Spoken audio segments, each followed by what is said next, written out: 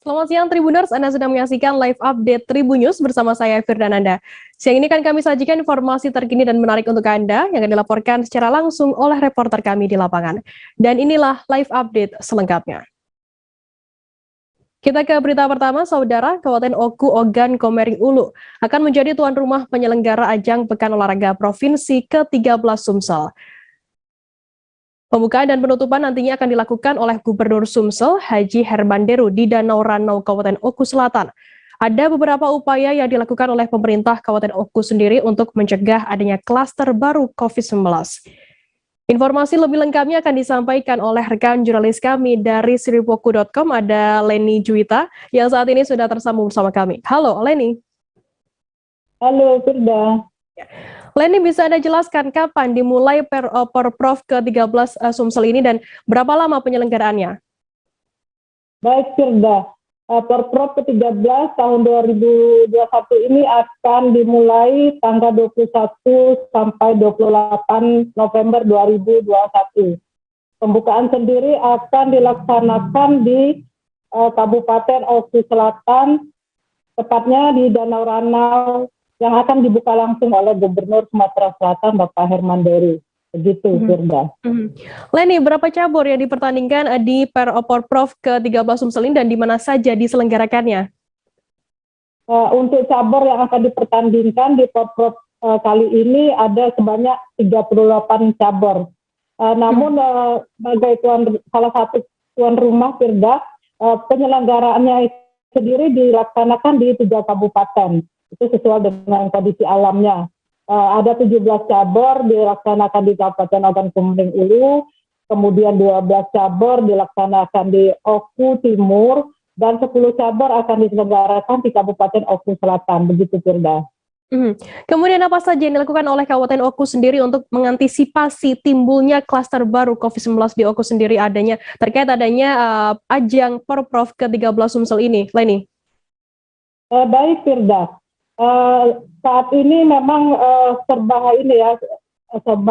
memprihatinkan di dalam kondisi pandemi COVID-19 yang belum berlalu. Namun perlu kita informasikan, Firda, bahwa saat ini Kabupaten Ogan Komering Ulu sendiri sudah dalam keadaan tidak ada kasus baru. Kemudian langkah-langkah yang dilakukan Kabupaten Ogan Komering Ulu sendiri melalui Dinas Kesehatan sudah menyiapkan 3.000 rapid antigen. Nantinya semua atlet yang akan masuk ke Kabupaten Ogan Komering itu akan kita lakukan rapid antigen dengan cara uji petik, di mana petugas akan mendatangi hotel-hotel atau venue-venue tempat mereka bertanding. Sebelum bertanding mereka tentunya akan diperiksa dulu kesehatannya. Selain itu, untuk Kabupaten Oku sendiri juga sudah ditugaskan baik itu dari Pol PP, polisi maupun tim Satgas akan memantau agar para supporter tentunya tetap mematuhi protokol kesehatan masa pandemi COVID, di mana 3M tentunya harus tetap dipatuhi, sehingga walaupun ada kerumunan massa, diharapkan tidak terjadi klaster baru. Begitu, rekan Firda. Baik, terima kasih rekan jurnalis dari sriwoku.com, Leni Juwita, atas laporan Anda. Dan tadi Tribuners, Leni juga sudah menghimpun keterangan dari PLH Bupati Oku, Dr. Andes Haji Edward Chandra, dan juga Ketua KONI Oku, Dr. Andes Haji Subriyadi. Berikut liputannya untuk Anda. Masa pandemi COVID tadi, seperti kita ketahui, harap bukti dulu di sini. Baik, yang pertama tentu ini sudah ada kesehatan khusus ya dari KONI ya, menjadi bagian khusus yang perlu dipersiapkan oleh kontingen. Karena kita juga diminta atlet-atlet yang dikirim itu pertama sudah vaksin artinya kan. Artinya kalau ini berlaku semua kabupaten kota untuk kontingen ini. Kita juga telah menyiapkan tim kesehatan kita, termasuk rapid antigen. Nanti kita akan lakukan uji petik pada beberapa penginapan. Kita lakukan uji petik Kemudian juga kita antisipasi bila nanti ternyata ada laporan, ada yang terkonfirmasi positif, maka kita akan lakukan secara keseluruhan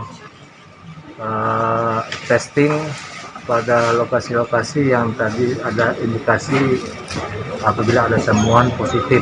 Kita daerah menyiapkan untuk rapid antigen itu. Kita sudah mencapai berapa persen, Pak? Tadi pagi 50%. Tapi yang dosis 2 benar, Pak? Ya, ini besar kemungkinan sudah melewati 55%. Kalau persiapan sebenarnya kita KONI ini cuma mempersiapkan kontingen ya.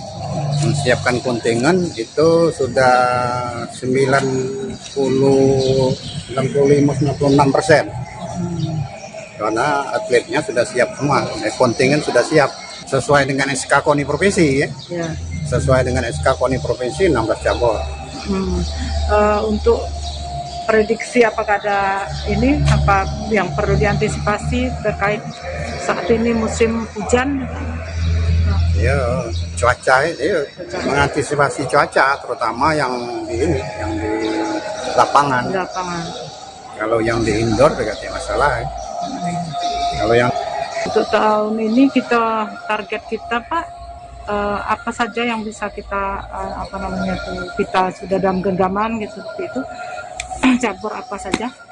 kalau cabur yang pasti itu kan belum ada. Cuman kita paling tidak harapan kita, target kita itu masuk 5 besar untuk Sumsel itu sudah lumayan. Karena pada tahun yang lalu kita urutan ke-9. Nah, kalau kita tahun ini ya mudah-mudahan ya bisa masuk 5. Tribuners, di kawasan pesisir kota Jakarta ada tempat-tempat yang asyik untuk kulineran, yakni tepatnya di Pantai Indah Kapuk, Jakarta Utara. Kawasan Pantai Indah Kapuk atau PIK memang dikenal sebagai salah satu destinasi hits yang tengah digemari oleh anak muda kota Jakarta. Tak hanya menawarkan banyak kuliner lezat, PIK juga memiliki sejumlah destinasi dengan spot-spot kece dan instagramable. Untuk mengetahui bagaimana suasana dan kerennya lokasi ini, saat ini kami sudah tersambung nih dengan jurnalis dari Tribun Jakarta. Ada Pebi Adiliana yang akan melaporkannya untuk Anda Tribuners. Halo Pebi. Halo Firda. Pebi, bisa Anda jelaskan kalau mau wisata kuliner di sana ada rekomendasi spot menarik apa yang bisa dikunjungi oleh masyarakat? Iya, Firda, bicara soal Pantai Indah Kapuk, memang saat ini kawasan PIK begitu dikenalnya merupakan salah satu destinasi yang kian banyak dikunjungi oleh kaum muda di Jakarta nih. Bukan hanya karena menyimpan banyak kuliner enak, tapi juga dengan suasananya yang kece dan juga instagramable. Nah, ini cocok sekali untuk kaum muda yang memang gemar berburu foto di sana begitu, Firda. Nah, untuk kali ini saya punya 2 rekomendasi tempat destinasi wisata kuliner yang seru di kawasan Pantai Indah Kapuk. Yang pertama adalah kulineran ala Chinatown di Pancoran PIK, begitu Firda. Nah, yang kedua, kita bisa juga menikmati beragam jenis kuliner di tepi laut dari Cove at Batavia, begitu. Nah, destinasi yang pertama ini adalah Pancoran Pantai Indah Kapuk. Jadi saya mau ngajak Tribuners untuk mencicipi beragam jenis makanan enak begitu di Pancoran ini dengan nuansa ala Chinatown begitu, tentunya juga dengan suasana yang instagramable. Nah, jadi kalau pertama kali kita berkunjung ke sini kita bisa melihat sebuah gapura besar begitu dengan konsep ala Tiongkok begitu, juga dengan suasana nuansa yang didominasi dengan warna merah begitu. Nah, di sini juga menjadi spot favorit karena lokasinya juga yang instagramable begitu, Firda. Pebi, di Pancoran PIK sendiri konsepnya dilihat dari visual begitu ala-ala Chinatown begitu. Apakah makanan di sana juga halal, Pebi? Iya, Firda, ada banyak kuliner yang bisa kita cicipi kalau berkunjung ke Pancoran PIK ini. Nah, seperti misalnya ada bakmi, kemudian juga ada es campur, ada nasi campur, kemudian juga ada beragam jenis jajanan lainnya. Nah, memang menyuguhkan pengalaman bersantap dengan suasana khas kampung pecinan sayangnya tidak semua jenis makanan di sini memang halal begitu. Namun untuk teman-teman muslim yang ingin kulineran di sini nggak usah khawatir karena ada beberapa jenis makanan yang juga halal di sana begitu Firda. Nah, kemarin saya juga sempat mencicipi beberapa kuliner di sana. Nah, karena memang cuacanya sedang panas begitu saya menikmati seporsi es campur yang memang dingin dan juga menyegarkan begitu Firda. Nah, es campur ini ada di kedai atau tenan es Fluid Aceh begitu yang sudah berdiri sejak 1985 begitu. Karena memang di sini memiliki banyak pilihan topping yang menggoda, akhirnya saya memutuskan untuk membeli seporsi es yang rekomendasi di sini begitu. Nah, sebenarnya es campur Aceh ini menawarkan banyak varian menu, tapi ada dua yang menjadi rekomendasi di sini, yaitu adalah es campur Medan dan juga es super kombinasi begitu. Nah, kemarin saya sempat mencicipi ini adalah seporsi es kombinasi begitu yang harganya adalah 48.000 per mangkoknya. Memang tak butuh waktu lama untuk proses penyajiannya sendiri karena berbagai jenis topping disajikan melimpah di dalam sebuah wadah mangkok begitu. Nah, es ini bisa langsung diminum begitu dengan dingin-dingin dengan cuaca yang panas. Tentunya semakin menyegarkan ketika kita nongkrong di Pancoran Peak itu begitu. Feby, selain di Pancoran Peak begitu ada destinasi lain yang tak kalah asyik, yakni Cove at Batavia, yakni kulineran di tepi laut begitu. Ada apa saja di sana, Feby? Bisa Anda jelaskan secara detail kepada Tribuners? Iya, Firda. Jadi untuk Tribuners yang mencari rekomendasi tempat asik lainnya di Pantai Indah Kapuk, saya punya satu rekomendasi lagi, yaitu adalah Cove at Batavia. Nah, di sini Tribuners bisa wisata kuliner sekaligus menikmati suasana tepi laut yang lokasinya sendiri tidak jauh dari Pancoran Peak itu yang sudah tadi saya jelaskan begitu Firda. Nah, memang di sini menawarkan banyak deretan tenan kuliner begitu dengan pemandangan tepi laut. Nah, kalau ke sini Tribuners bisa bebas menikmati suasananya sambil mungkin mengobrol santai bersama dengan teman-teman dan juga keluarga. Nah, beberapa kuliner yang bisa dicoba di sini adalah seperti gelato, kemudian juga ada shuki, ada Livingstone, kemudian ada Cosmic Dog, dan beberapa gerai kuliner lainnya begitu. Nah, memang untuk lokasi Cove at Batavia sendiri tidak terlalu jauh dari Pancoran Pantai Indah Kapuk begitu. Nah, kalau mau ke sini nih, saya menyarankan agar Tribuners jangan datang terlalu siang karena memang suasananya yang berada di tepi laut akan lebih asik jika dinikmati pada sore hari, khususnya menjelang waktu sunset begitu. Untuk tips sendiri bagi Tribuners yang ingin wisata kulineran di Peak sendiri, seperti apa informasinya, Feby? Iya, Firda. Ada beberapa tips yang bisa Tribuners lakukan kalau berkunjung ke kawasan Pantai Indah Kapuk. Nah, memang kawasan Pantai Indah Kapuk sendiri sebenarnya menawarkan banyak destinasi-destinasi menarik yang bisa dikunjungi begitu. Salah satunya adalah Pancoran Peak dan juga Cove at Batavia tadi.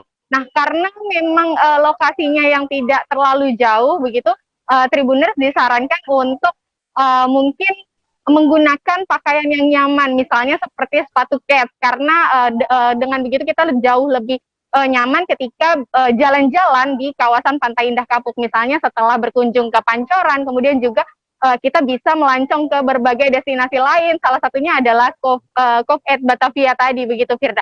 Nah, selain itu, karena beberapa destinasi ini menawarkan food park, menawarkan berkonsep food park, begitu, maka memang jauh lebih seru jika kita datang bersama dengan keluarga ataupun kerabat. Jadi tak hanya bisa sekedar menikmati kulinernya saja, tetapi juga bisa nongkrong-nongkrong seru nih sambil mungkin bercerita atau mengobrol santai atau mungkin bahkan sambil mengerjakan tugas-tugas kantor begitu yang sedang melaksanakan WFH begitu nih Firda. Nah, jadi bisa sambil makan dan juga sambil mengobrol santai di sana sambil juga berburu foto untuk para pemburu konten begitu. Baik, terima kasih rekan Feby dari Tribun Jakarta atas laporan Anda. Mungkin tadi rekomendasi Feby mengenai destinasi kuliner di Jakarta yakni Pantai Indah Kapuk. Mungkin bisa Tribuners kunjungi ketika akhir pekan. Selamat bertugas kembali Feby. Kita beralih ke informasi selanjutnya, Saudara. Bupati Serang Ratu Tatu Hasanah memastikan akan melanjutkan proses penertiban tempat hiburan malam atau THM di Jalan Lingkar Selatan atau JLS. Hal itu menurutnya sudah ditempuh melalui semua langkah sebelum melangsungkan pembongkaran THM. Bahkan pihaknya pun menuturkan akan memimpin langsung jalannya penertiban THM tersebut. Informasi lebih lengkapnya akan disampaikan oleh rekan jurnalis kami dari Tribun Banten. Ada Desi Purnamasari yang saat ini sudah tersambung bersama kami. Halo Desi. Iya, halo rekan Firda. Desi, bisa Anda jelaskan berapa banyak ormas yang mendukung pembongkaran tempat hiburan malam di sana? Iya, baik rekan Firda. Sebelumnya Bupati Serang Ratu Tatu Hasanah memastikan akan terus melanjutkan proses penertiban tempat hiburan malam yang berada di Jalan Lingkar Selatan, Kecamatan Keramat Watu, Kabupaten Serang. Hal tersebut menurutnya memang sudah ditempuh melalui semua langkah sebelum melangsungkan pembongkaran. Hal itu pun disampaikan oleh Bupati Serang Ratu Tatu Hasanah saat melakukan audiensi bersama puluhan ormas yang mendukung penertiban tempat hiburan malam di ruang rapat paripurna DPRD Kabupaten Serang pada Jumat 19 November 2021. Bahkan pihaknya pun menuturkan bahwa akan langsung memimpin jalannya penertiban THM tersebut. Selain itu, ia pun memastikan bahwa kegiatan pembongkaran THM tersebut tidak melakukan pelanggaran HAM, sebab apa yang dilakukannya adalah untuk menegakkan perda. Dan untuk ormasnya sendiri, memang ini sejumlah ormas yang tergabung dalam masyarakat Banten Bersatu. Di antaranya ada Pendekar Banten dan juga lembaga swadaya masyarakat. Begitu, Firda. Desi, bagaimana kemudian hasil rapat terkait penutupan THM tersebut? Dari hasil rapat bersama Forkom Pimda Kabupaten Serang bahwa memang pembongkaran tempat hiburan malam akan tetap dilangsungkan pada pekan depan, begitu, Firda. Kemudian kapan akan kembali dilakukan pembongkaran, begitu, Desi? Untuk dilakukan pembongkaran akan dilakukan pada pekan depan, dan untuk pengamanan pun akan lebih diperketat dengan bekerja sama bersama Polda Banten. Begitu, Firda. Baik, terima kasih rekan Desi Purnamasari dari Tribun Banten atas laporan Anda. Selamat bertugas kembali. Kita beralih ke informasi selanjutnya, Saudara. Sebanyak 10 unit truk berdimensi dan memiliki muatan lebih alias truk odol ditilang saat hendak menggunakan ruas tol Terbanggi Besar Pematang Panggang Kayu Agung. Ke-10 truk odol tersebut juga diminta untuk putar balik oleh petugas. Dalam peraturannya, truk odol memang tidak diperbolehkan masuk ke jalan tol oleh pengelola PT Hutama Karya Persero ruas jalan tol Trans Sumatera tersebut. Informasi lebih lengkapnya akan disampaikan oleh rekan jurnalis kami dari Tribun Sumsel, ada Winando Da Vinci yang akan berikan laporan lengkapnya untuk Anda, Tribuners. Halo, Winando. Ya, halo Firda, selamat sore Tribunnews. Winando, bisa Anda jelaskan mengapa dilakukan adanya giat razia odol di area jalan tol tersebut? Oke, Firda, menurut keterangan dari Kepala Hutama Karya Ruas Tol Terbanggi Besar Pematang Panggang Kayu Agung, atau lebih tepatnya Terpeka, yang melewati ruas jalan tol Trans Sumatera, dirinya mengatakan bahwa dengan adanya razia odol ini dapat mengurangi angka kecelakaan sekitar 30% dan juga meminimalisir adanya kerusakan jalan tol, terutama ruas Terbanggi Besar Kayu Agung. Oke, Firda. Winando, rata-rata kendaraan apa yang terjaring dalam razia kali ini dan apa kesalahannya? Oke, Firda, seperti yang tertera dalam video yang ditayangkan ini, terdapat beberapa kendaraan muatan seperti truk kecil maupun tronton yang melebihi kapasitas atau melebihi tonase, yaitu tonase yang diwajibkan yaitu 24 ton. Rata-rata yang melintas ini sekitar 30 ton ke atas. Dan selain itu juga ada overdimensi. Overdimensi ini sendiri yaitu tinggi dan panjangnya melebihi ketentuan yang berlaku.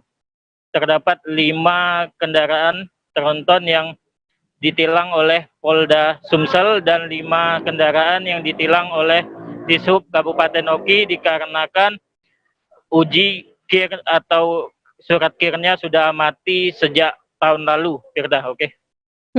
Winando, bagaimana kemudian ke depannya, apakah nantinya petugas juga akan sering melakukan kegiatan razia ini atau seperti apa informasinya? Oke, Firda, menurut keterangan Kadishub Kepala Dinas Perhubungan Kabupaten Ogan Komering Ilir yaitu Pak Antonio Ramadan, bahwa kegiatan razia overdimensi overload ini sudah dilakukan sejak tahun lalu, Firda. Namun untuk di ruas jalan tol ini ada bekerja sama dengan pihak Hutama Karya. Untuk di ruas jalan lintas Timur Sumatera atau Jalintim sendiri sudah rutin dilakukan karena rata-rata emang pengguna atau pengendara mobil ini tidak mengetahui jika kendaraannya melebihi kapasitas atau overdimensi overload, Firda. Dan kegiatan ini juga akan dilakukan ke depannya di ruas-ruas lain seperti di jalan dalam kota, Jalintim, dan di jalan masuk atau gerbang tol Kayu Agung Terbanggi Besar, Firda. Baik, Tribuners, jurnalis kami Winando tadi juga sudah menghimpun keterangan dari Kepala Hutama Karya Ruas Terpeka, Yoni Satyo Wisnuwardono, dan juga Kepala Dinas Perhubungan Kabupaten Ogan Komering Ilir, Antonio Ramadan. Berikut liputannya untuk Anda. Giat hari ini, Pak? Giat hari ini dalam rangka kampanye keselamatan berkendara, manajemen kami melakukan operasi setuju. Jadi selamat sampai tujuan, di mana salah satu item di dalam setuju itu adalah komitmen berkendara dengan selamat, mengurangi angka fatalitas kecelakaan, termasuk mengantisipasi adanya kendaraan odol. Odol itu overdimension dan overloading, yang kadangkala memang kecepatan rata-rata tempuhnya adalah kurang dari ketentuan berkendara di jalan tol, yaitu kurang dari 60 km per jam. Pak, ini ada berapa banyak yang diputar balik hari ini, Pak? Ada sejumlah kendaraan yang tidak sesuai dengan odol. Kami juga bekerja sama dengan PJR, dengan kepolisian, dan dengan Dinas Perhubungan untuk mengantisipasi kendaraan odol melintas di jalan tol. Karena kami sebagai badan usaha jalan tol berwenang untuk menolak kendaraan yang tidak sesuai dengan ketentuan yang berlaku. Pak, dampaknya apa? Bakal jalan bakal rusak atau gimana gitu? Salah satu dampak yang diakibatkan dari kendaraan overload dan overdimension ini memang menyebabkan umur dari konstruksi jalan lebih pendek, jadi lebih cepat rusak. Terima kasih. Memang pada hari ini tanggal 19 November 2021 kami bersama AK, khususnya AK, melaksanakan giat operasi odol, overload atau overload. Kami sangat mengapresiasi sekali apa yang telah dilaksanakan pada hari ini, karena ini bukan yang pertama, ini sudah kita lakukan yang kedua kali. Harapan kami agar supaya program yang sudah dicanangkan oleh pemerintah khususnya Kementerian Perhubungan setidaknya mengurangi kapasitas kendaraan-kendaraan yang bermuatan lebih atau dimensinya lebih. Untuk sementara ini sudah berapa kendaraan yang dikatakanlah melanggar aturan gitu, Pak? Seperti yang kita lihat, ini sudah ada 3 kendaraan yang melanggar, yaitu kelebihan muatan dan kelebihan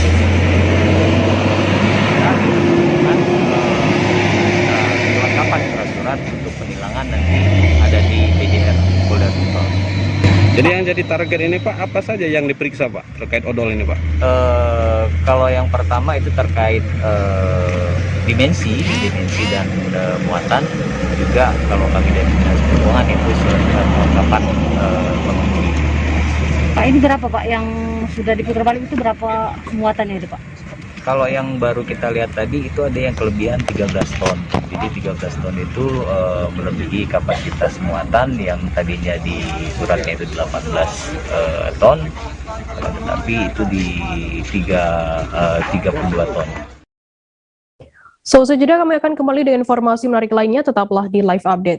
Oke, apa kabar Bang Aris di sini dengan strateginya? Kalau saya sendiri di Jumit 37 ini yang semalam baru mulai, saya udah pas. Sebenarnya aku nggak ngerasa itu penangkapan atau penggerebegan atau apapun itu. Karena gini loh, posisinya aku kriteria. Jadi kita mengenal disebut dengan stroke yang tidak berdarah dengan stroke yang berdarah. Stroke yang tidak berdarah itu biasanya ditandai dengan adanya penyumbatan. Kalau itu penyumbatan di sini mungkin pikirnya tidak ke situ kali ya, tapi kalau di Korea atau di Kamboja itu ada beberapa paper yang Saya itu mas, ya dulunya tukang koran. Oh gitu ya. Tukang koran. Ya saya baca itu pak. Tuh kan pernah baca kan? Ya. Jadi kalau saya jadi tanggal itu udah bersyukur banget. Si anak ini dijadikan sebagai tersangka begitu. Ya, kalau ini kita bicara yang di luar kasus Situbondo ya. Dengan nama hujan shower, di mana terdapat batas jelas antara daerah hujan dan tidak hujan yang biasanya terjadi pada fase awal mature stage atau tahap berbahaya itu Kang. Jadi mulai artinya terjadinya perlembekan. Nah itu untuk penetrasi akan sulit gitu ya. Dok, saya ini menurut saya memang tidak mudah, bukan urusan tanah diambil. Kalau misalnya Amerika Serikat sekarang, Rasulullah mengatakan dalam sebuah hadis bahwa berpuasa di 6 hari Syawal itu. Oke, apa kabar Bang Arif di sini untuk strateginya? Kalau saya sendiri di Jumit 37 ini yang semalam baru mulai, saya udah pas.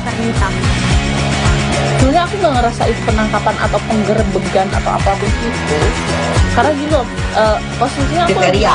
Jadi kita mengenal disebut dengan stroke yang tidak berdarah dengan stroke yang berdarah.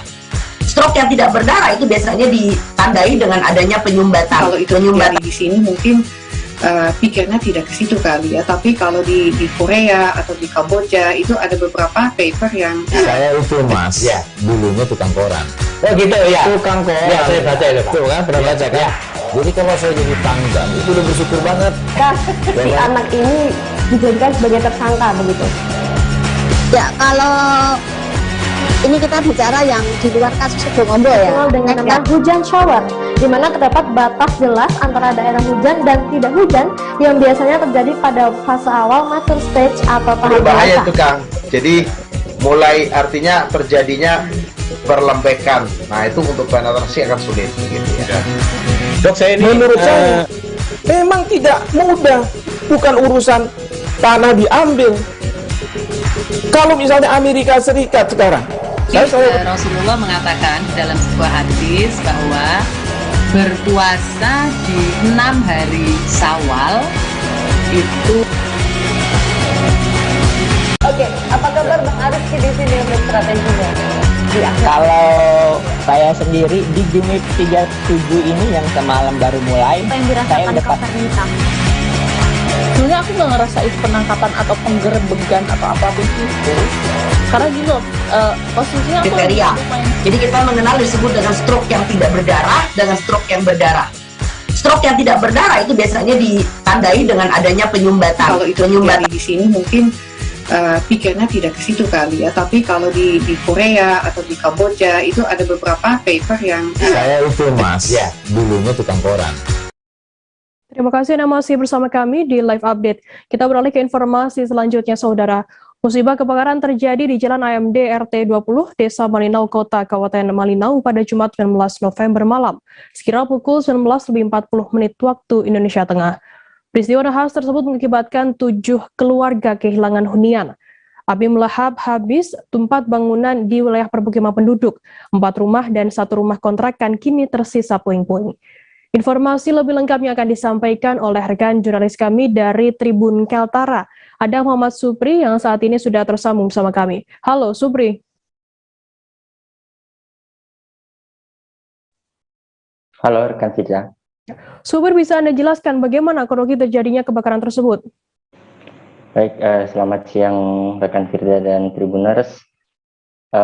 Kejadian ini tepatnya terjadi pada malam kemarin, atau malam tadi sekira pukul 7.40 malam atau 19.40 WITA, di mana kejadian ini terjadi pada malam hari berhampiran dengan pusat pemukiman penduduk di wilayah Pasar Induk, wilayah Pasar Induk merupakan tempat permukiman yang bisa dikatakan sebagai wilayah padat penduduk. Dalam kejadian tersebut, seperti yang dilaporkan sebelumnya, bahwa ada 4 bangunan yang terbakar, di mana satu diantaranya kontrakan. Peristiwa ini terjadi tepat sebelum pelaksanaan sholat Isya di wilayah tersebut, dan api atau kobaran api bisa dilihat dari jarak pandang sekira lebih dari 5 km. Jadi apinya membumbung tinggi begitu, dan pada saat pemadam atau petugas pemadam kebakaran tiba di lokasi, api sudah terlanjur melahap 4 rumah. Dan sebelum menyebar ke sejumlah permukiman warga yang di wilayah belakang merupakan wilayah pertanian, sedangkan di sebelah kiri dan kanan adalah wilayah permukiman. Api sempat diredam sebelum menyebar ke permukiman warga sekitar. Data sementara ada 4 bangunan, 1 kontrakan yang ludes terbakar dalam kejadian tersebut, Firda. Supri, berapa lama proses pemadaman ini berlangsung oleh petugas dari Damkar sendiri?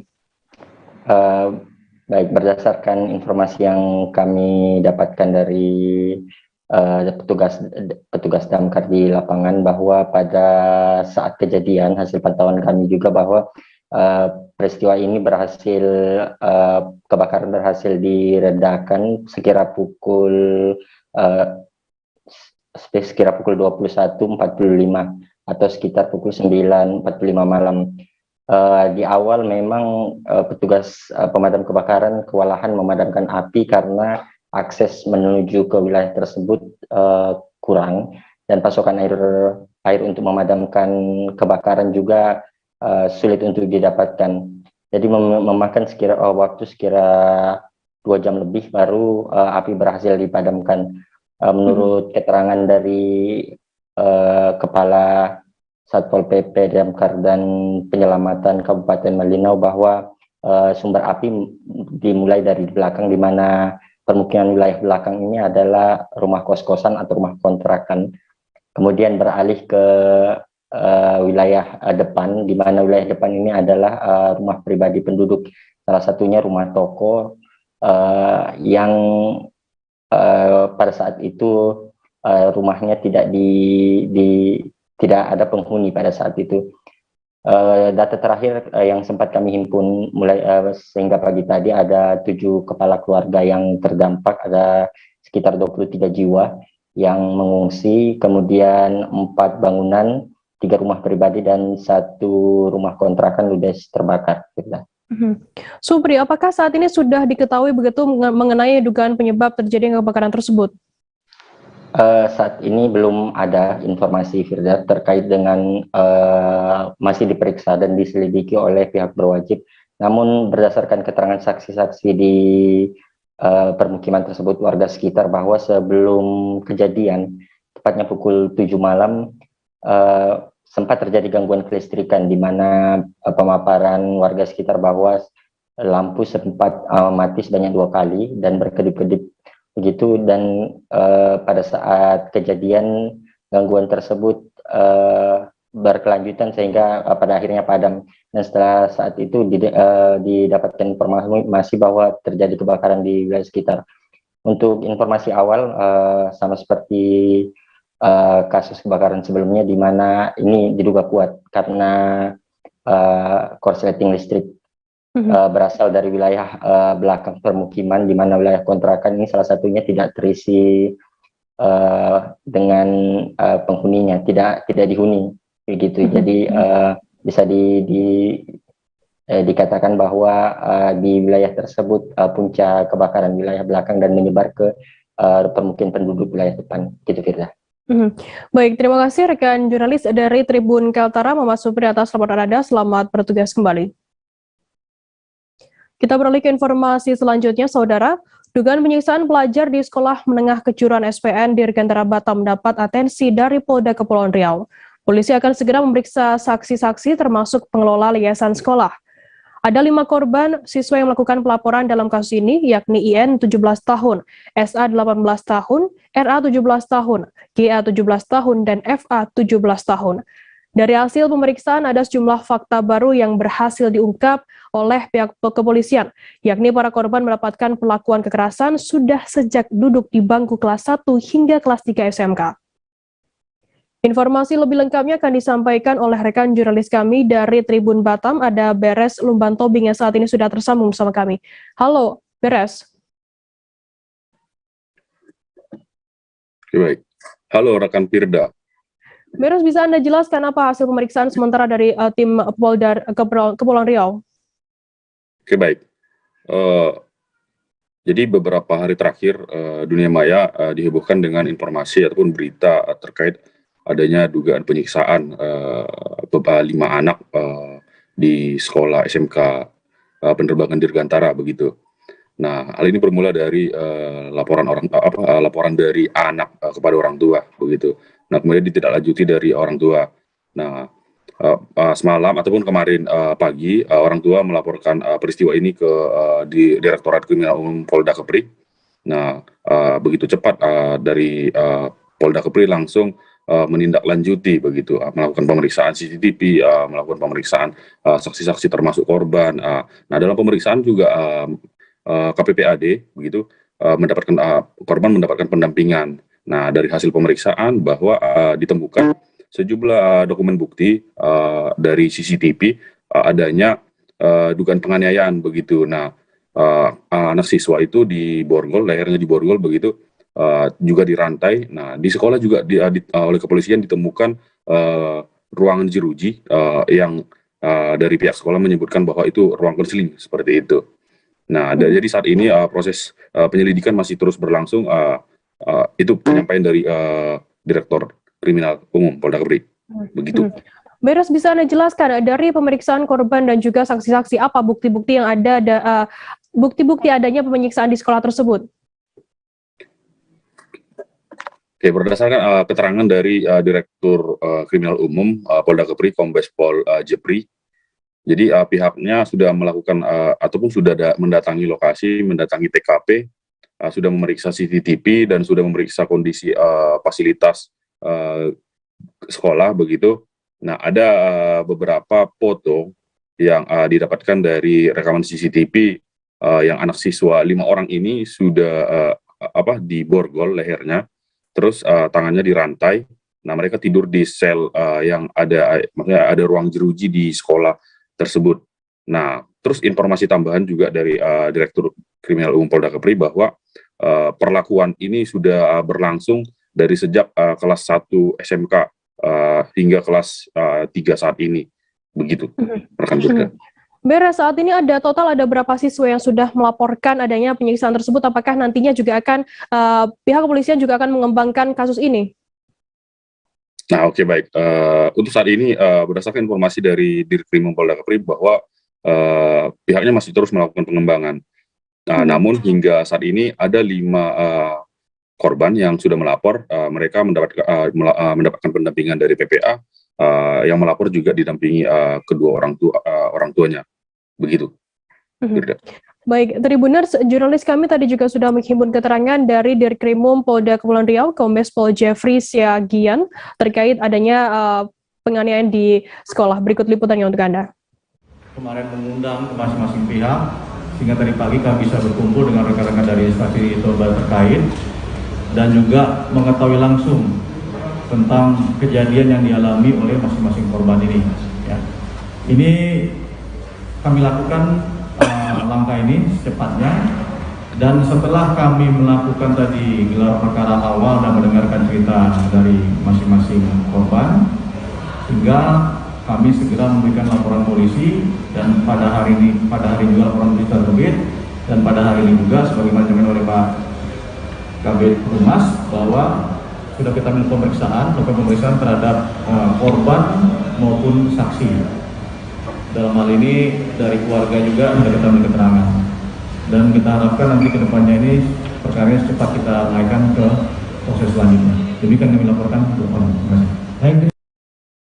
Kita beralih ke Papua, Saudara. Polairut Polda Papua melaksanakan vaksinasi kepada warga di Kota Jayapura pada Kamis 18 November. Vaksinasi untuk masyarakat ini digelar dalam rangka Hari Ulang Tahun HUT Airuf ke-71. Informasi lebih lengkapnya akan disampaikan oleh rekan jurnalis kami dari Tribun Papua. Ada Hendrik yang saat ini sudah tersambung bersama kami. Halo, Hendrik. Ya, halo, selamat sore waktu Papua, rekan Dea dan juga Tribuners. Rekan Firda, maaf. Ya, Hendrik, bisa Anda jelaskan vaksinasi tersebut dilaksanakan di berapa tempat dan bagaimana pelaksanaannya? Oke, terima kasih rekan Firda. Dapat saya laporkan bahwa dari hasil wawancara bersama Dir Pol Airot Polda Papua, Kombes Pol Kasmoluan, ia menjelaskan bahwa ada 2 tempat yang dilaksanakan vaksinasi ini, yakni di Dermaga Pol Airot Polda Papua yang tepatnya berada di Kota Jayapura, dan juga tempat kedua yakni di kawasan Kabupaten Jayapura, yakni Danau Sentani. Begitu rekan Firda. Kemudian bagaimana antusiasme warga yang ikut vaksinasi kali ini, Hendrik? Ya, rekan Firda, untuk antusias warga sangat baik ya, di mana dari pantauan saya tepat pada pukul 8:30 pagi, warga di seputaran Kota Jayapura, yakni dari Hamadi, Dok 8 maupun Dok 9, sudah berbondong-bondong datang untuk mengikuti vaksinasi, yakni vaksinasi dosis pertama maupun dosis kedua. Begitu rekan Firda. Di vaksinasi kali ini, gelaran vaksinasi kali ini, Hendrik, berapa banyak target dari vaksinasi tersebut?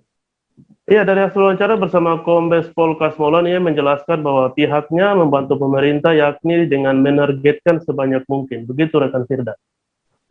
Baik, terima kasih rekan jurnalis dari Tribun Papua, Hendrik, atas laporan Anda. Dan tadi Hendrik juga sudah menghimpun keterangan Tribuners dari Dir Polairut Polda Papua, Kombes Pol Kasmoluan. Berikut liputannya untuk Anda.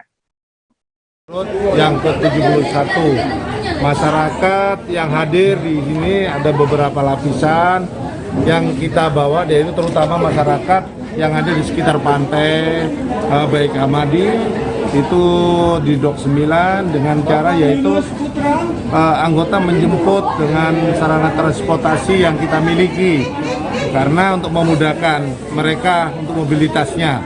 Terus vaksin pada pagi hari ini juga kita dilaksanakan di 2 tempat, 1 di Dermaga, 2 di Danau Sentani. Jadi kita kerjasama dengan tim kesehatan dari Dokes, ada 3 tim. 2 tim ada di dermaga kita, 1 tim ada di Danau Sentani. Adapun target vaksin pada pagi hari ini yang terdaftar, biasanya ada yang menyusul. Tadi malam sudah terkumpulkan sekitar 300 untuk pagi hari ini. Itu yang bisa saya. Kemudian izin untuk dari jam 9 sampai sekarang ini sudah berapa banyak antusias warga? Sudah ada sekitar 50% ya kalau digabung dengan laporan dari Danau Sentani. Karena saya bilang tadi ada 2 tim, 1 tim di Dermaga, 1 tim di Danau Sentani. Kenapa? Kita di sana sudah hampir 100 orang, kasihan kalau mereka kita geser ke sini jauh, maka tim kesehatannya tim vaksin yang kita geser ke sana. Mayoritas di sini untuk usia berapa? Usia di sini mulai remaja sudah dipisah sampai orang tua sesuai dengan nanti hasil screening ya. Kita kan ada screening itu yang menentukan baik itu vaksin yang pertama maupun vaksin yang kedua ya. Kita perbolehkan di sini karena katakan vaksin ini sebagian masyarakat yang hadir ini rata-rata yang pernah mengikuti vaksin pertama di tempat kita. Dari Papua kita beralih ke Jawa Tengah, Saudara. Pria bernama Sarmanto, 55 tahun, warga dusun Gunung Cilik, RT 1 RW 4, Desa Melepoharjo, Kecamatan Wuryanto, Wonogiri, bisa menghirup udara bebas Rabu 17 November. Ia bebas usai 45 tahun mengalami gangguan jiwa alias ODGJ sehingga terpaksa dipasung. Kini Sarmanto juga mendapatkan perawatan medis yang layak di RSUD Dr. Sudiran Mangun Sumarso. Informasi lebih lengkapnya akan disampaikan oleh rekan jurnalis kami dari Tribun Solo, ada Erlangga Bima Sakti yang saat ini sudah tersambung sama kami. Halo Bima. Halo rekan Firda, selamat siang. Bima, bisa Anda jelaskan apa alasan yang membuat Sarmanto ini dipasung hingga lebih dari 40 tahun? Oh ya, menurut keterangan dari Kapolres Wonogiri AKBP Didit Dus Susanto melalui Kasubsi Penmas Polres Wonogiri, ada Iwan Sumarsono ya, si Sarmanto ini si pria yang dipasung hampir lebih dari 40 tahun ini kondisi kejiwaannya sangat sensitif. Jadi si Sarmanto ini mudah tersulut emosinya. Jadi sehingga si pihak keluarga ini memutuskan untuk memasung karena ditakutkan nanti bisa melukai dirinya sendiri maupun orang di sekitarnya. Kemudian juga si Sarmanto ini bahkan marah atau berteriak-teriak ketika mendengar percakapan orang lain, bahkan suara binatang pun. Jadi dan akhirnya oleh pihak keluarga diputuskan untuk dipasung. Jadi si Sarmanto ini mengalami gangguan kejiwaan sejak dia masih duduk di kelas SD, begitu. Dan selama dipasung ini hanya menjalani pengobatan alternatif. Bima, kemudian apakah ada kendala ketika tim gabungan melepaskan Sarmanto dari pasungan tersebut? Oh ya, dari tim gabungan kemarin jadi sempat melakukan pendekatan persuasif. Jadi kan tidak bisa langsung ya kalau seperti ini, harus melalui pendekatan dulu ke keluarga, kemudian bagaimana nanti kalau si yang bersangkutan ini dibebaskan kemudian mendapat perawatan yang lebih layak bagaimana. Nah, itu sempat menjadi ada bujukan terlebih dahulu, baru akhirnya si pihak keluarga juga akhirnya mengizinkan gitu. Dan selanjutnya juga di rumah yang digunakan untuk dipasung itu akan dibongkar. Jadi menurut Iwan, menurut si Kasubsi Penmas Polres Wonogiri tadi, jadi menurut petunjuk medis, jadi rumah itu dibongkar agar menghilangkan memori buruk si Sarmanto tentang pemasungan yang dialaminya, begitu. Oke. Kemudian di Wonogiri selain Sarmanto begitu, apakah ada ODGJ lainnya yang juga masih terjerat pasung, Bima? Kemarin menurut Dinas Sosial Wonogiri yang sempat dimintai keterangan, jadi hingga saat ini masih ada sekitar 6 ODGJ di Wonogiri yang mengalami jerat pasung. Jadi alasannya sama ya, jadi ditakutkan oleh pihak keluarga, ditakutkan si ODGJ ini yang dipasung ini akan bisa melukai dirinya sendiri maupun di orang sekitar. Jadi akhirnya dipilihlah jalan pemasungan itu, begitu. Kemudian setelah dibebaskan dari pasung begitu, kemudian apa yang dilakukan oleh tim dari pihak kepolisian sendiri untuk ODGJ yang sudah dibebaskan ini? Untuk terkhusus Sarmanto ini ya, jadi si Sarmanto ini dibawa ke Rumah Sakit Dr. Sudiran Mangunsumarso untuk dilakukan perawatan medis yang layak. Jadi informasi terbaru juga dari Direktur Rumah Sakit Dr. Sudiran Mangunsumarso, Dr. Sudarma, ya saat ini si Sarmanto masih dirawat di rumah sakit, begitu. Baik, terima kasih rekan jurnalis dari Tribun Solo, Erlangga Bima Sakti atas laporan Anda. Selamat bertugas kembali. Selamat siang. Kita beralih ke informasi selanjutnya, Saudara. Petugas PNN Kota Langsa bersama Pemko Langsa melakukan tes urin bagi petugas Satpol PP dan WH Langsa di Aula Cakdon BPKD Kota Langsa. Hasilnya ada sebanyak 22 oknum Satpol PP dan WH yang positif narkoba. 22 oknum anggota Satpol PP dan WH tersebut yang positif narkoba akan dirumahkan sementara selama 3 bulan ke depan. Informasi lebih lengkapnya akan disampaikan oleh rekan jurnalis kami dari Serambi News Indonesia. Ada Zubir yang saat ini sudah tersambung bersama kami. Halo Zubir.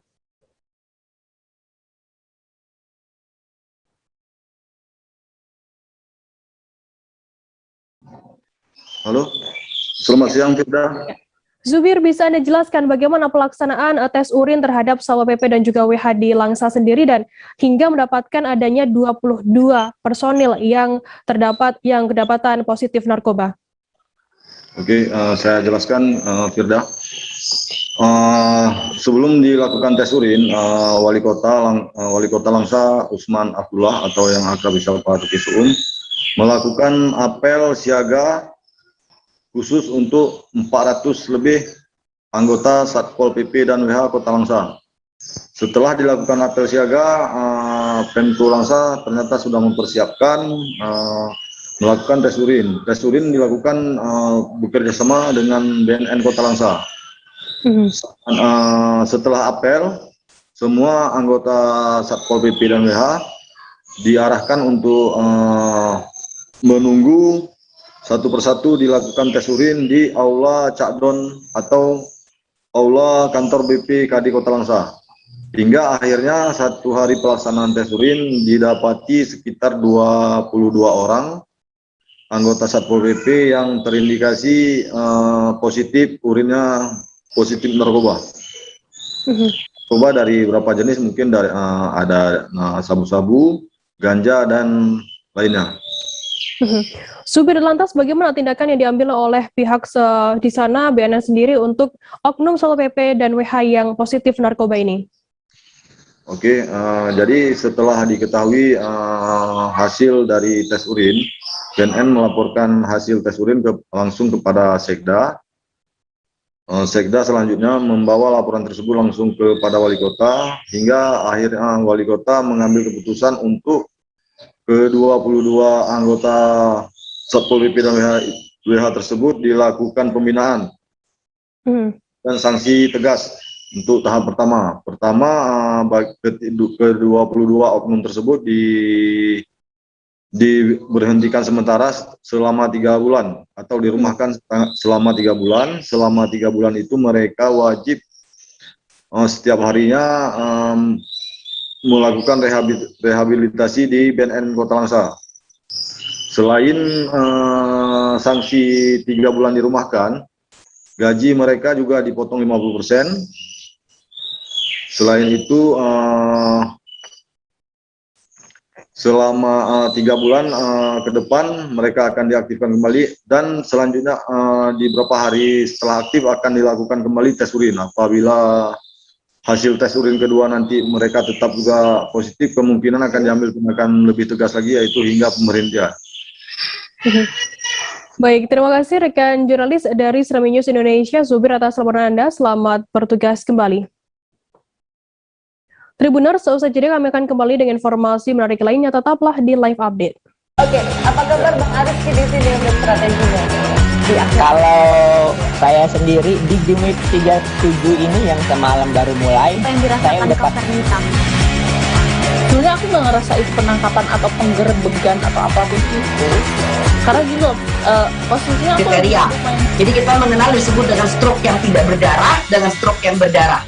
Stroke yang tidak berdarah itu biasanya ditandai dengan adanya penyumbatan. Kalau itu di sini mungkin pikirnya tidak ke situ kali ya, tapi kalau di Korea atau di Kamboja itu ada beberapa paper yang saya itu mas, ya dulunya tukang koran. Oh gitu ya, tukang koran. Ya saya baca ya Pak. Tuh kan pernah baca kan? Ya.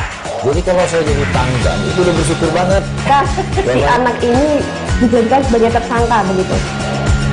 Ya kalau ini kita bicara yang di luar kasus Situbondo ya, dengan nama hujan shower, di mana terdapat batas jelas antara daerah hujan dan tidak hujan yang biasanya terjadi pada fase awal mature stage atau tahap berbahaya itu Kang.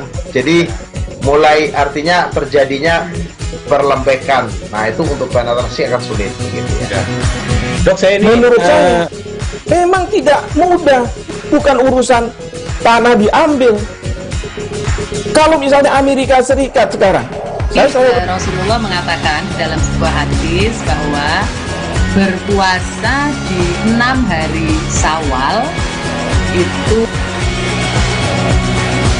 Oke, apa kabar Bang Arif di sini untuk strateginya? Kalau saya sendiri di Gimik 37 ini yang semalam baru mulai, saya udah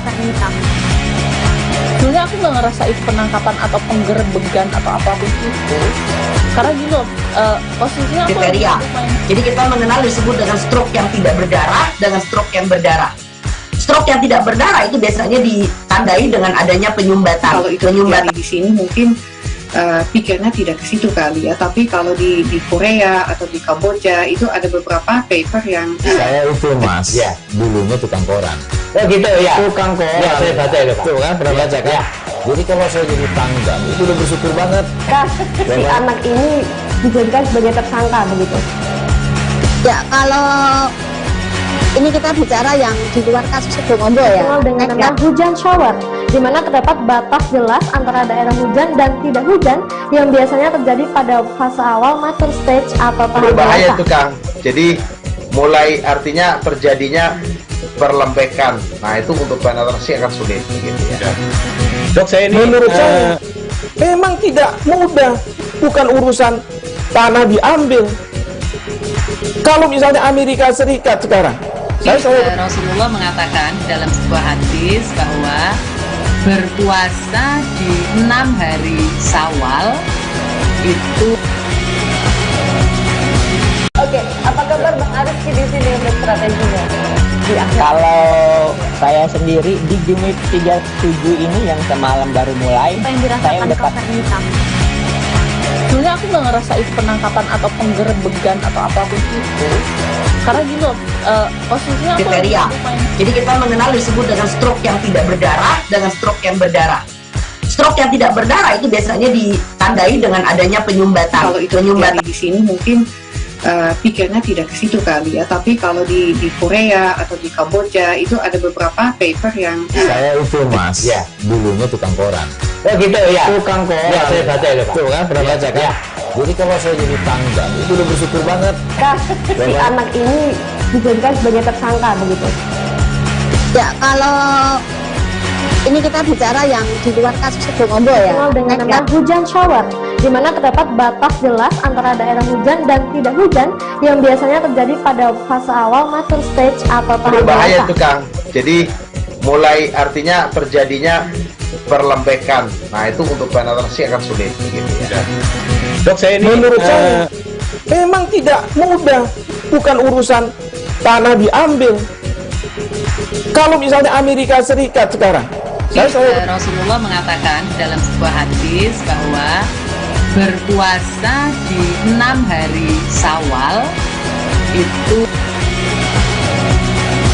Oke, apa kabar Bang Arif di sini untuk strateginya? Kalau saya sendiri di Jumit 37 ini yang semalam baru mulai, saya udah sebenarnya aku nggak ngerasa itu penangkapan atau penggerebegan atau apapun itu, karena gini loh, posisinya aku kriteria. Jadi kita mengenal disebut dengan stroke yang tidak berdarah dengan stroke yang berdarah. Stroke yang tidak berdarah itu biasanya ditandai dengan adanya penyumbatan. Kalau itu terjadi di sini mungkin pikirnya tidak ke situ kali ya, tapi kalau di Korea atau di Kamboja itu ada beberapa paper yang saya itu mas, ya dulunya tukang koran. Oh gitu ya, tukang koran. Ya saya baca itu pak. Tuh kan pernah baca kan? Ya. Jadi kalau saya jadi tanggal itu udah bersyukur banget. Si anak ini dijadikan sebagai tersangka begitu.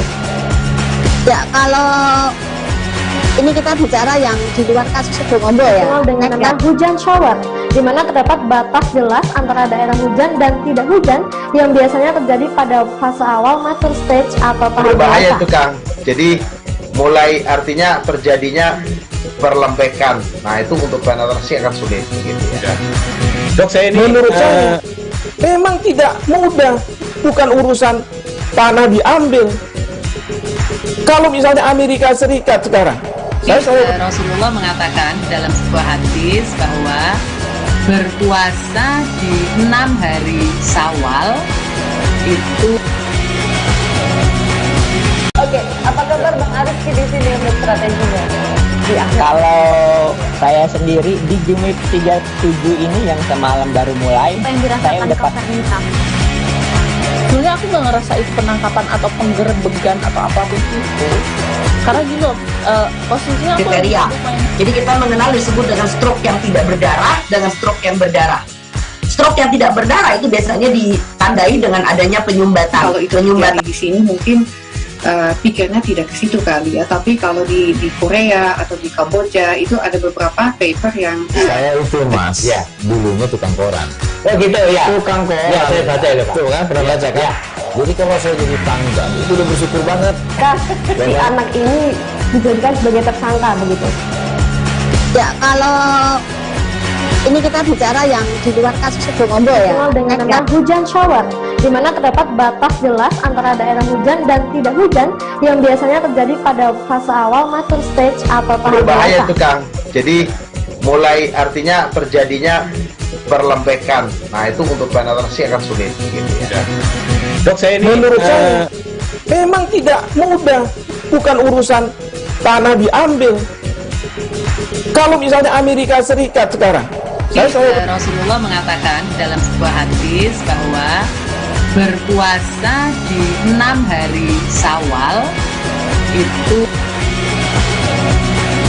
Oke, apa kabar Bang Arif di sini untuk strateginya? Kalau saya sendiri di Jumit 37 ini yang semalam baru mulai, saya udah Sebenarnya aku nggak ngerasa itu penangkapan atau penggerebekan atau apapun itu, karena gini loh, posisinya aku kriteria. Jadi kita mengenal disebut dengan stroke yang tidak berdarah dengan stroke yang berdarah. Stroke yang tidak berdarah itu biasanya ditandai dengan adanya penyumbatan. Kalau itu terjadi di sini mungkin pikirnya tidak ke situ kali ya, tapi kalau di Korea atau di Kamboja itu ada beberapa paper yang saya itu mas ya dulunya tukang koran. Oh gitu ya, tukang koran ya, saya baca itu Pak. Tuh kan pernah baca kan ya. Jadi kalau saya jadi tanggal itu udah bersyukur banget Si anak ini dijadikan sebagai tersangka begitu. Ya kalau ini kita bicara yang di luar kasus Situbondo ya, dengan nama hujan shower, di mana terdapat batas jelas antara daerah hujan dan tidak hujan yang biasanya terjadi pada fase awal mature stage atau tahap Berbahaya dewasa. itu Kang. Jadi mulai artinya terjadinya perlembekan. Nah itu untuk penetrasi akan sulit gitu ya. Dok, saya ini menurut saya memang tidak mudah, bukan urusan tanah diambil. Kalau misalnya Terima kasih Anda masih bersama kami di live update. Kita beralih ke informasi selanjutnya, Saudara. Dinas Perikanan Kabupaten Mesuji melakukan kunjungan kerja ke Provinsi Jambi pada Kamis 18 November hingga Sabtu 20 November 2021. Satu agenda diantaranya yakni mendatangi tempat pelelangan ikan dan kelompok masyarakat pengawas atau Pokmaswas Hiu Macan. Dalam kesempatan tersebut, rombongan Dinas Perikanan Mesuji melihat langsung alat tangkap ikan yang ramah lingkungan. Alat tangkap ikan berikut cara kerjanya itu akan menjadi bekal bagi Dinas Perikanan Mesuji untuk menerapkannya di perairan Mesuji. Informasi lebih lengkapnya akan disampaikan oleh rekan jurnalis kami dari Tribun Lampung. Ada Rangga Yusuf yang saat ini sudah tersambung bersama kami. Halo Rangga. Halo rekan Firda dan Tribuners. Rangga, bisa Anda jelaskan seperti apa alat tangkap ikan ramah lingkungan yang dilihat oleh rombongan Dinas Perikanan Kabupaten Mesuji di Jambi ini?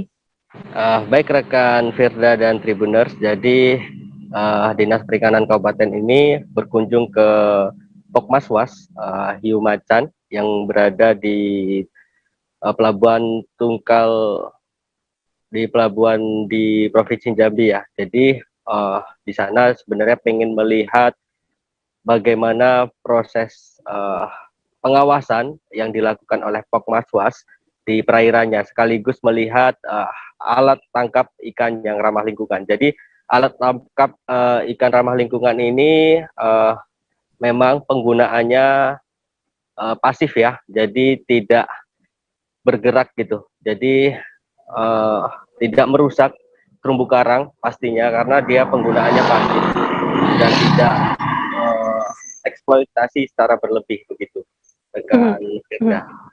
Rangga, kembalinya ke Mesuji nantinya, program apa yang akan dilaksanakan oleh Dinas Perikanan dengan mengadopsi apa yang dilihat di Jambi? Baik rekan Firda dan Tribuners, bisa saya jelaskan juga. Jadi Dinas Perikanan ini sangat tertarik sekali dengan yang pertama kan Dinas Perikanan ini telah berkunjung ke Pokmaswas yang ada di Provinsi Jambi dan juga ke tempat pelelangan ikan yang ada di Provinsi Jambi. Yang pertama itu tertarik sekali dengan cara pengawasan yang berbasis kearifan lokal.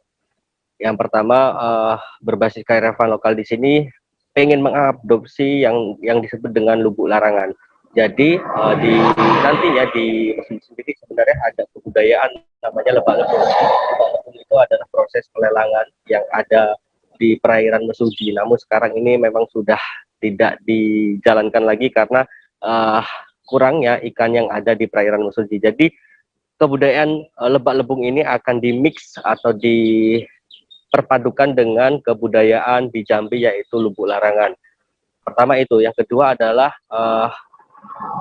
tempat pelelangan ikan. Karena di Mesuji sendiri sebenarnya ada fasilitas tempat pelelangan ikan tapi belum beroperasional. Jadi masih sebatas bangunan saja, belum beroperasi.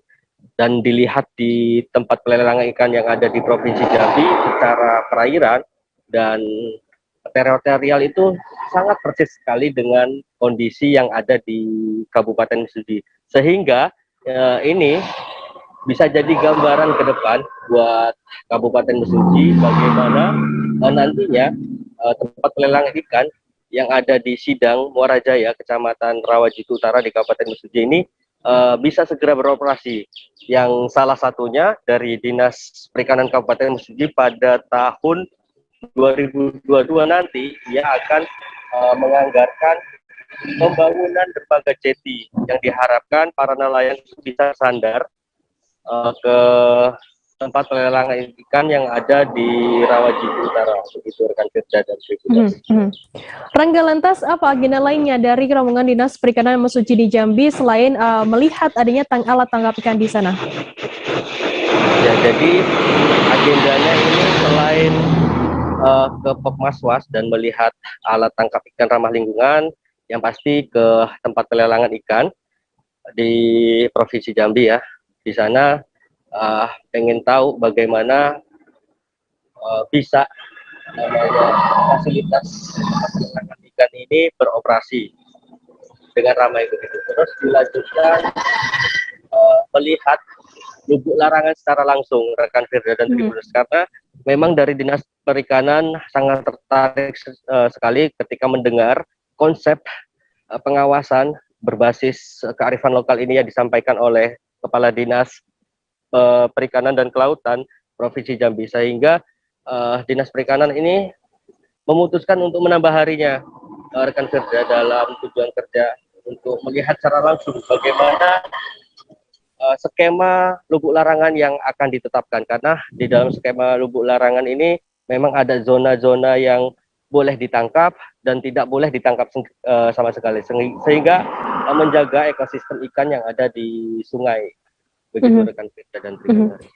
Baik, terima kasih rekan jurnalis dari Tribun Lampung Rangga Yusuf atas laporan Anda, dan tadi Tribuners Rangga juga sudah menghimpun keterangan dari Ketua Pokmaswas Hiu Macan, Kadir, dan juga Kepala Bidang Tangkap Dinas Perikanan Mesuji bernama Sumarsono. Berikut liputannya untuk Anda. Dan itu kami itu Pokmaswas ini istilahnya orang nelayan juga ya. Iya. Nelayan ini masalah kami mengawasi sambilan istilahnya mencari rezeki Pak, sambil melaut sambil mengawasi. Yang seperti saya katakan tadi yang ada pelanggaran tadi lah. Cuma kita mengatasi yang masalah pelanggaran seperti yang mangrove tadi, yang meracun tadi. Nah, kita kerjasama istilahnya pol air, kalau bisa sama Dinas Perikanan. Nah, itu fungsinya. Selama sakir, yang meracun tadi ya kami lapor ke sakir tadi, langsung ke Provinsi Jambi, kadang-kadang langsung ke Dinas. Jadi koordinasi antar pemerintahan itu terjalan ya? Sampai sekarang masih Pak. Sampai sekarang jadi kalau ngawas hutan mangrove, kalau memang ada yang menebang mangrove, saya tak mau bentrokan Pak. Saya kasih tahu, dia istilahnya menebang hutan mangrove, saya laporkan langsung ke Dinas. Yang meracun juga begitu? Yang meracun kayak gitu juga. Sama juga terus tadi, yang melanggar. Jadi kita tak ada istilahnya bentrokan lagi. Laporin ke Dinas langsung ke Provinsi Jambi. Baik, terima kasih Mas Rangga. Selamat sore Pak. Assalamualaikum Pak Ketua Pokmaswas. Intinya Pak, silaturahmi kami kesini Dinas Perikanan Kabupaten Mesuji mewakili pimpinan kami Pak Kepala Dinas dan Pak Bupati.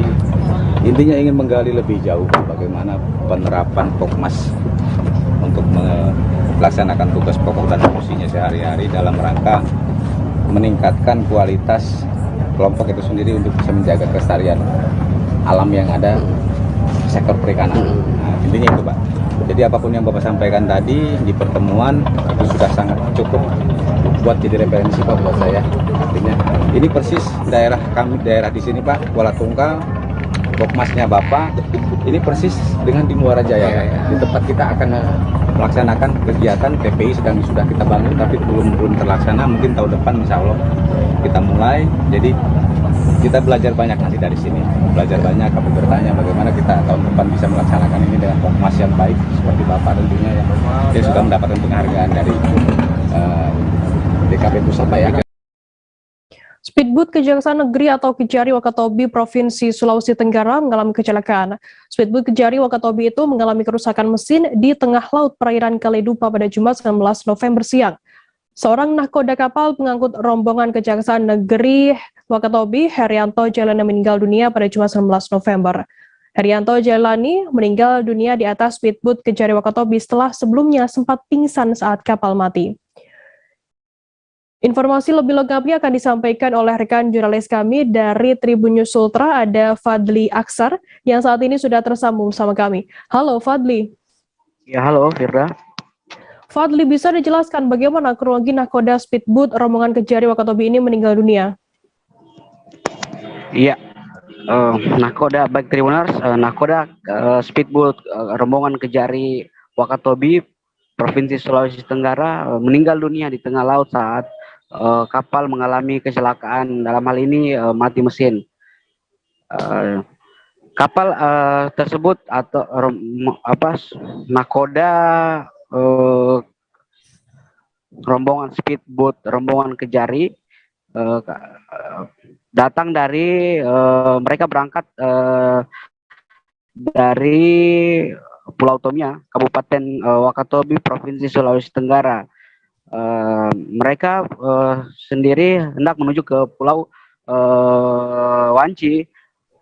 Tiba di perjalanan tepatnya di perairan Kaledupa, Kabupaten Wakatobi, kapal kemudian mengalami mati mesin. Saat masih mati mesin, nakoda tersebut kemudian pergi ke bagian belakang kapal untuk mengecek mesin tersebut. Saat hendak melakukan pengecekan, nakoda tersebut kemudian tiba-tiba jatuh pingsan. Tak lama kemudian setelah pingsan, nakoda tersebut kemudian meninggal dunia di atas kapal. Begitu. Kemudian bagaimana Fadli, seperti apa evakuasi penyelamatan dan dilakukan oleh kantor pencarian dan pertolongan dari Kendari sendiri? Ya, setelah nakoda tersebut pingsan, kemudian salah satu anggota Kejaksaan Negeri Wakatobi kemudian menghubungi staf Kejaksaan Negeri Wakatobi di kantor untuk meminta bantuan pertolongan dari Basarnas. Salah satu staf Ali Mardani kemudian datang menuju kantor Basarnas untuk meminta bantuan sekitar pukul 12 siang. Setelah sholat Jumat, rombongan atau tim rescue Posar Wakatobi langsung melakukan evakuasi menuju ke perairan Kaledupa sejauh 38 km atau 21 mil laut. 1 jam berikutnya tim SAR kemudian tiba untuk melakukan evakuasi medis terhadap satu nakoda yang pingsan. Namun setiba di perairan atau di speedboat yang mengalami kecelakaan itu, nakoda sudah meninggal dunia. Selanjutnya semua penumpang kemudian dievakuasi menuju wisata laut ke hotel wisata, ke dermaga hotel wisata. Begitu, Firda. Fadli, berapa penumpang yang selamat dan meninggal dunia dari insiden kecelakaan ini?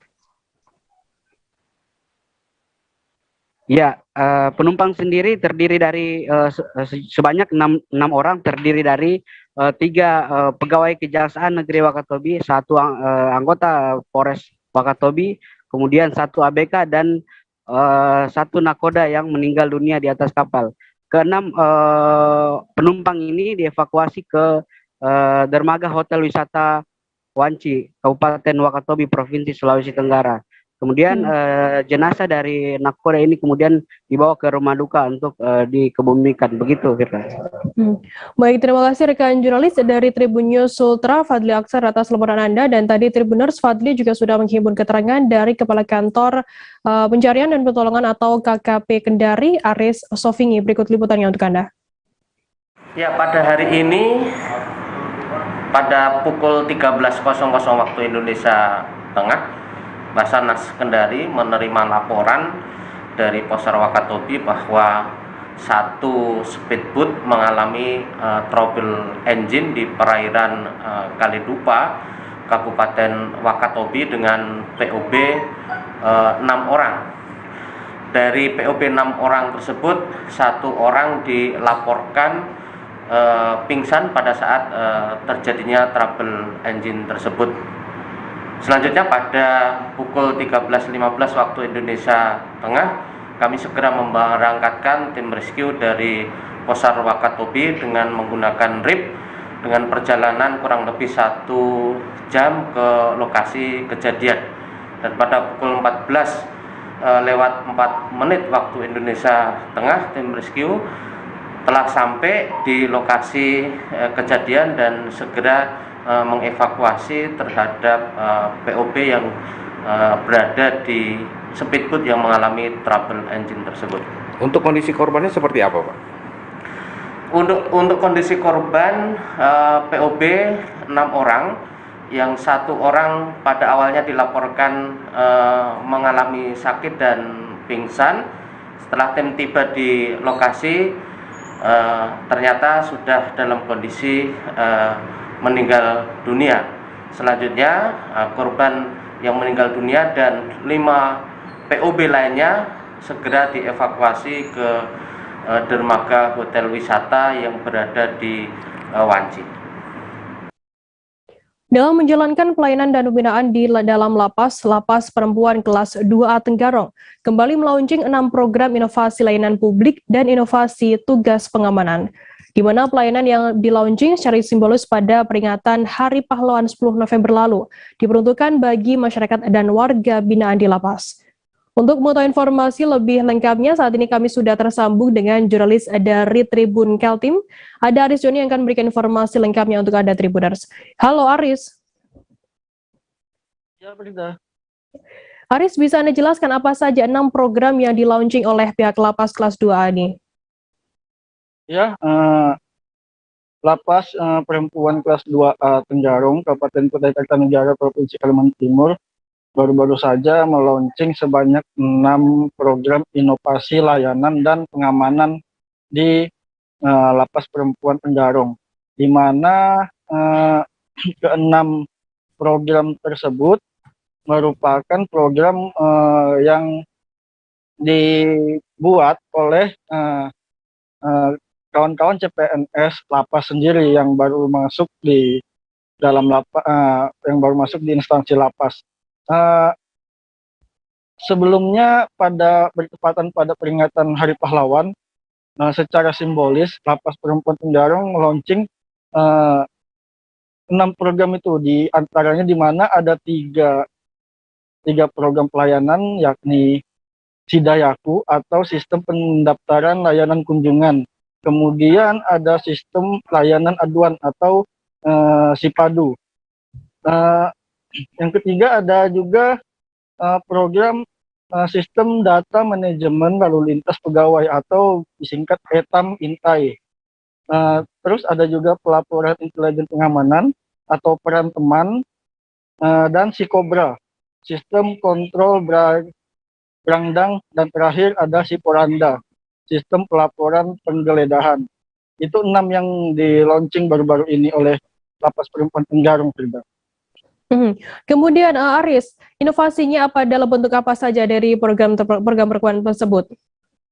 Oh ya, dari 6 itu, dari 6 program inovasi tersebut ya dibagi 2 menjadi ada sistem inovasi dalam bentuk layanan, ada 3 inovasi yang berbentuk pelayanan, yakni Sidayaku atau sistem pendaftaran layanan kunjungan, itu di mana masyarakat diperbolehkan melakukan kunjungan tapi melalui sistem pendaftaran terlebih dahulu dan boleh menitipkan makanan secara online kepada petugas lapas. Ada Sipadu dan Etam Intai, itu 3 pelayanan sistem inovasi dalam bentuk pelayanan. Kalau 3 sistem inovasi dalam bentuk pengamanan ada peran teman, Sikobra, dan Siporanda, di mana ada laporan intelijen, di dalamnya ada sistem kontrol untuk pegawai,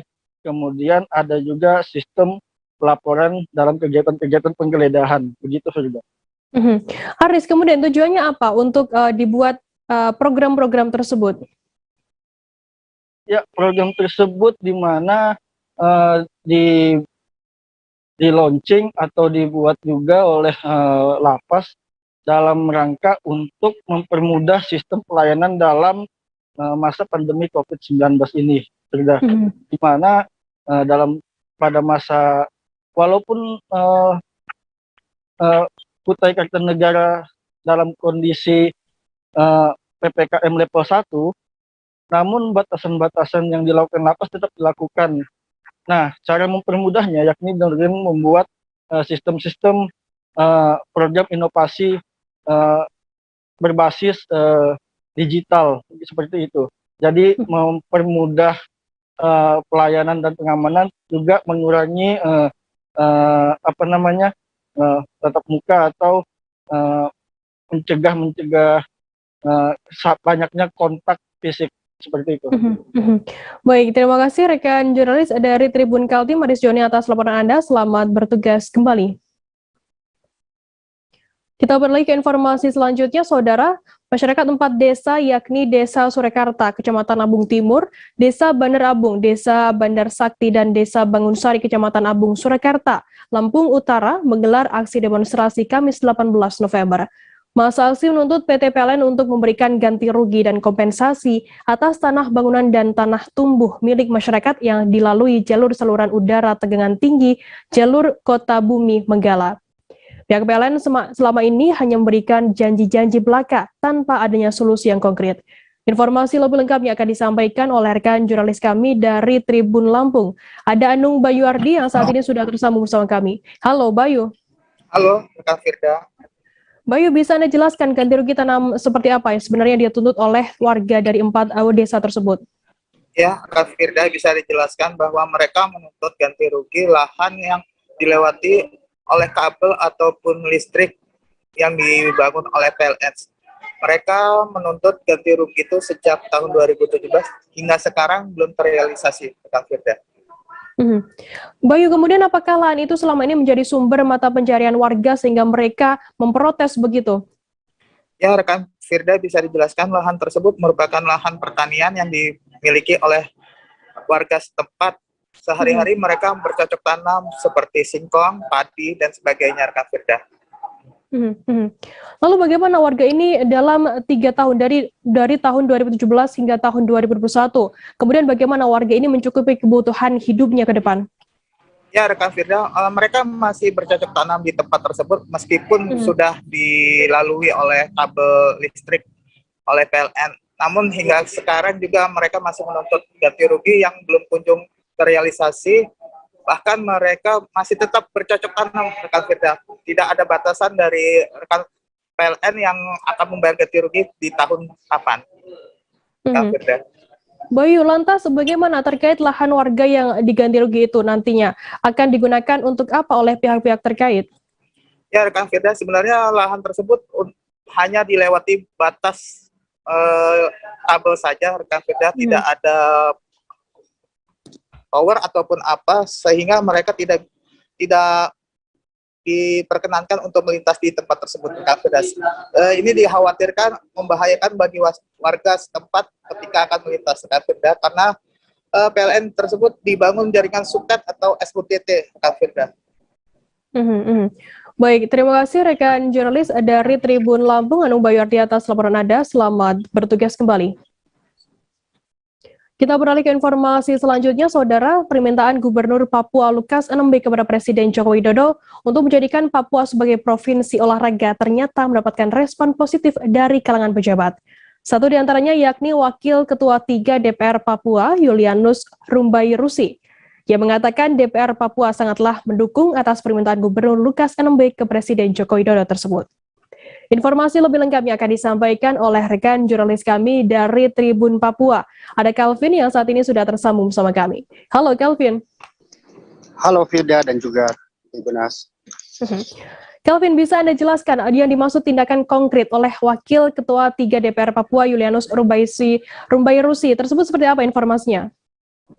Baik Firda, yang dimaksud dengan Wakil Ketua 3 DPR Papua Julianus Rumbairusi sendiri ini untuk bisa menjadikan Provinsi Papua menjadi provinsi olahraga ini harus perlu adanya tindakan-tindakan konkret yang dimana perlu dilakukan lebih lanjut oleh pemerintah Provinsi Papua sendiri, seperti dalam bentuk event-event atau event-event lokal ataupun nasional, bahkan bentuk event-event internasional lainnya. Demikian.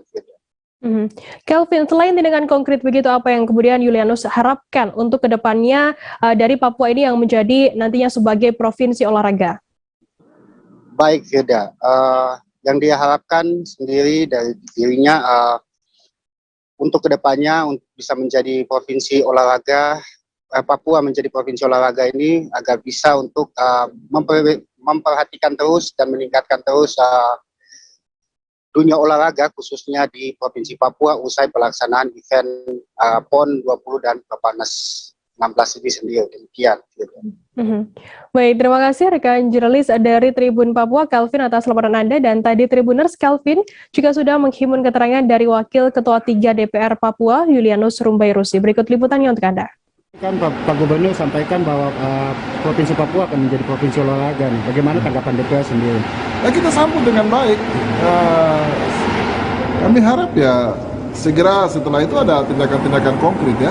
Artinya perencanaan, ada kejuaraan, ada apa yang kita sama-sama dorong secepatnya supaya apa yang menjadi mimpi Pak Gubernur itu bisa terwujud. Karena mengingat juga kan karena venue-venue yang sangat luar biasa. Begitu. Jadi ini venue-venue yang luar biasa ini juga tidak menjadi venue-venue yang pasca pelaksanaan PON dan Peparnas lantas begitu saja menjadi barang-barang usang yang tidak berguna begitu tuh. Jadi ya kita harap dengan begitu maka venue-venue ini akan tetap bisa digunakan baik untuk event-event lokal di sini, tapi kita harap ada event-event regional maupun internasional kalau perlu supaya venue-venue ini karena kelasnya internasional ya pantas saja kalau kita Papua mau menjual ini untuk dipakai. Tribuners, informasi tadi sekaligus menutup perjumpaan kita dalam live update hari ini. Jangan lupa saksikan terus live update di seluruh kanal YouTube dan Facebook Tribun Network. Saya Firana, wakil kurang bertugas, pamit undur diri. Terima kasih dan sampai jumpa. Jangan lupa like, subscribe, dan share ya.